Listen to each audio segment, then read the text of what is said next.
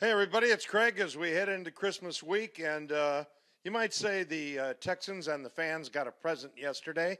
I decided early in the going in that game I was glad the Osweiler kid was put out of his misery. Well, misery, given how much his game check is. I know it's a lot of money.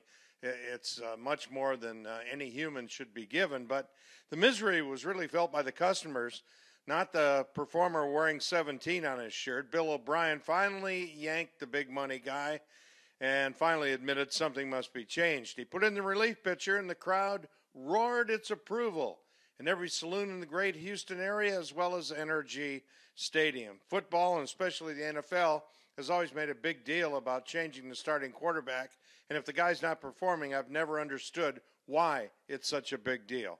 Tom Savage, according to CBS broadcaster and former Oiler Steve Tasker, said, and I quote, "Hey, he looks like he knows what he's doing." Well, I certainly hope so. I mean, he's not making chump change either. And, you know, if this had been a baseball game, Brock wouldn't have made it past the third inning, pitching in 12 of the 14 games in which he appeared. If this was a basketball game, he'd be nothing out of 50 from the field. And if it was a hockey game, he would have been knocked out by his own teammates. Now, I don't want to jump to the conclusion that he's the second coming here, but come on. It's anything in a storm, and believe me, it's a storm. I was just a little surprised the opposition didn't rise to the occasion, yank Blake Bortles out of there, and put Chad Henne in, the 9-year vet out of Michigan. I've often said it's a monkey see, monkey do copycat league, but not yesterday, although Bortles probably deserved to be yanked too. And I know I might be making too much of this.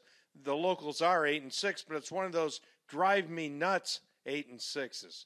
Tom Savage, war number 3 is the number he was given 3 years ago. What other famous guys wore that number? Yeah, I think so. Babe Ruth and Phil Garner, although I may be giving too much credit to at least one of those number 3s.